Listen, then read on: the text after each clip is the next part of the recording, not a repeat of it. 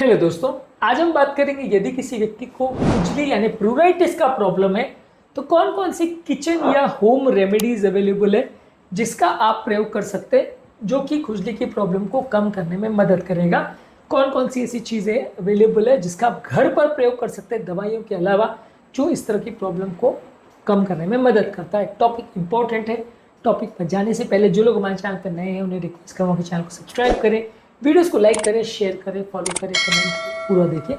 प्लूराइटिस यानी खुजली के कारणों पर, उससे संबंधित मेडिसिन पर और उसको कम करने या मैनेज करने के टिप्स पर हमने ऑलरेडी वीडियोस किए, इनको ज़रूर चेकआउट करें।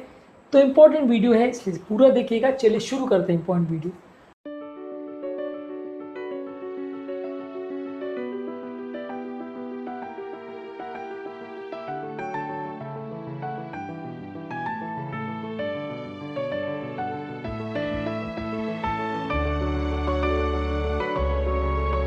सबसे पहला है ओट मील बाथ। ओट मील बाथ में कुछ केमिकल्स होते हैं जैसे एवेंथ्रामाइड्स और फिनॉल्स।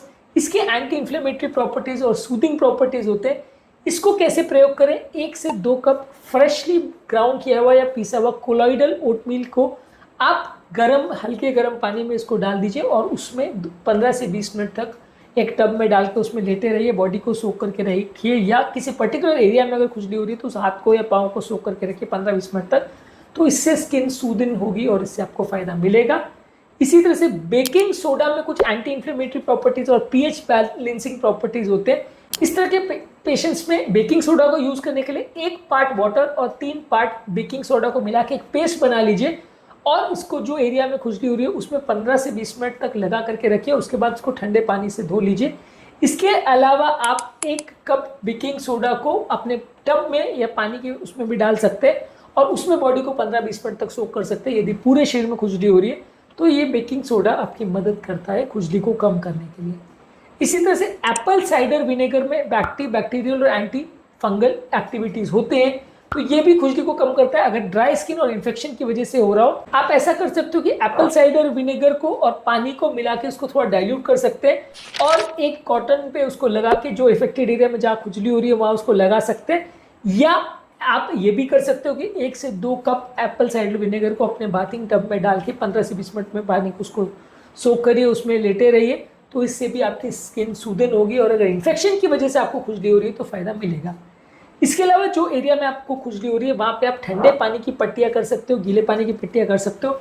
इससे भी खुजली का सेंसेशन कम होता है। वो एरिया में जितना गर्मी का सेंसेशन होगा उतना खुजली ज़्यादा होगी, जितना ठंड का सेंसेशन लगेगा उतना ठंड आपको आपकी खुजली की प्रॉब्लम को कम करेगा। ऐसे पेशेंट को ठंडे पानी से स्नान करना चाहिए और बार बार ठंडे पानी की या बर्फ़ की पट्टियाँ उस एरिया में करनी चाहिए जहाँ पे खुजली हो रही है। 5 से 10 मिनट इसको करके रखेंगे तो इससे फ़ायदा होगा। आप आइस पैक्स को कपड़े में बांध कर इसका प्रयोग कर सकते हैं। डायरेक्ट बर्फ़ को बहुत ज़्यादा देर तक मत लगाइए, नहीं तो उससे एरिया में नर्व डैमेज हो सकता है। बर्फ़ को कोई गीले पानी की पट्टियों में या कोई कपड़े में लगा करके इसका प्रयोग कर सकते हैं। इसके अलावा नारियल के तेल का प्रयोग कर सकते हैं। इसमें लॉरिक एसिड करके एक कंपाउंड होता है जो कि एंटी इंफ्लेमेटरी और एंटी माइक्रोबियल इसके इफेक्ट्स होते हैं। इसको आप उस अफेक्टेड एरिया में जहाँ पे प्रॉब्लम है वहाँ पे लगा सकते हैं। इसको खासकर एक्जिमा और ड्राई स्किन वाले पेशेंट में फ़ायदा मिलेगा। एलोवेरा के साथ भी वही है, उसमें भी एंटी इंफ्लेमेटरी और एंटी एलर्जिक प्रॉपर्टीज़ होती है। ये भी ड्राई स्किन को सूदन करती है। जो एरियाज़ में आपको प्रॉब्लम हो रही है वहाँ पर आप इसको दिन में 3-4 बार लगा सकते हैं, इससे आपको फ़ायदा मिलेगा। इसी तरह से शहद का प्रयोग कर सकते हैं। इसमें भी कुछ एंटी इंफ्लेमेटरी और एंटी एलर्जिक प्रॉपर्टीज़ होती है। इसको भी जो अफेक्टेड एरियाज़ में 15 से 20 मिनट या मैक्सिमम 30 मिनट्स तक लगा के रखिए और उसके बाद उसको गर्म पानी से, हल्के गर्म पानी से उसको धो दीजिए। तो शहद को लगाने से भी आपकी स्किन थोड़ी शुद्ध होगी और इससे आपका खुजली कम हो जाएगा। इसके अलावा एक टी ट्री ऑयल आता है जिसकी एंटीसेप्टिक और एंटी इंफ्लेमेटरी प्रॉपर्टीज़ होती है।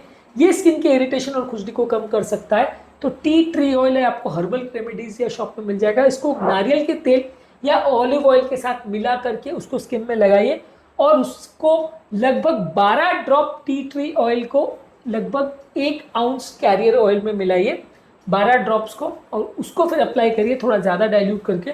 तो ये आपको बेटर रिजल्ट देगा। ये आपको हर्बल शॉप्स में मिलेगा तो इसका भी आप प्रयोग कर सकते हैं। इसके अलावा एक हर्बल टी आती है, शैमोमाइल टी। इसके एंटी इंफ्लेमेटरी और सूदिंग प्रॉपर्टीज़ हो सकते हैं। इसको आप गर्म पानी में डाल के आप उसको पी भी सकते हैं और अगर कोई पर्टिकुलर एरिया में हो रहा है तो इसको ठंडा करने के बाद उसको जो खुजली वाले एरिया है वहाँ पे लगा भी सकते हैं, तो इसकी भी एंटी इन्फ्लेमेटरी प्रॉपर्टीज होते हैं, वो एरिया को सूट करता है। इसके अलावा पेपरमिंट ऑयल में भी एंटी इन्फ्लेमेटरी प्रॉपर्टीज होती है, ये भी खुजली को कम करता है। इसमें कुछ ड्रॉप पेपरमिंट ऑयल को आप किसी कैलियर ऑयल जैसे कि नारियल तेल और ऑलिव ऑयल में लगाइए और उसको अफेक्टेड एरिया में अप्लाई करिए, इससे भी आपको फ़ायदा मिलेगा। कोशिश यही करिए कि जब भी आपको अगर खुजली का प्रॉब्लम हो तो वो एरिया को स्क्रैच मत करिए बार बार। अगर उसको आप खुजले करेंगे, खुजाएंगे, तो उसमें इन्फेक्शन होने का चांस, स्किन के डैमेज होने का चांस, नर्व्स के डैमेज होने का चांस, खुजली के बढ़ने का चांस बढ़ जाएगा। ये इसको आप अवॉइड करिए और स्किन को कंटिन्यूसली मॉइस्चराइजर लगा के थोड़ा गीला रखिए। अगर स्किन ड्राई होगी तो खुजली बढ़ेगी और स्किन अगर मॉइस्ट रहेगी तो खुजली कम होगी। तो उसको थोड़ा सा मॉइस्चराइजर लगा के गीला रखिए ज़्यादा टाइम, तो बार बार लगाते रहिए दिन में 4-5, तो इससे आपकी खुजली की प्रॉब्लम में कुछ मदद मिलेगी। खुजली वाले पेशेंट्स या प्रोराइटिस वाले पेशेंट में कौन कौन सी दवाओं का प्रयोग, टैबलेट्स या क्रीम्स का प्रयोग किया जाता है, इस पर हमने अलग वीडियो किया, उस वीडियो को भी ज़रूर चेकआउट करें। खुजली के कारणों पर और उससे संबंधित कॉमन प्रिकॉशंस पर हमने अलग वीडियोस किए, इनको भी ज़रूर चेकआउट करें। टॉपिक एंड करने से पहले जो लोग हमारे चैनल पर नए हैं, मैं रिक्वेस्ट करूँगा कि चैनल को सब्सक्राइब करें, वीडियोज़ को लाइक करें, शेयर करें, फॉलो करें, कमेंट करें पूरा।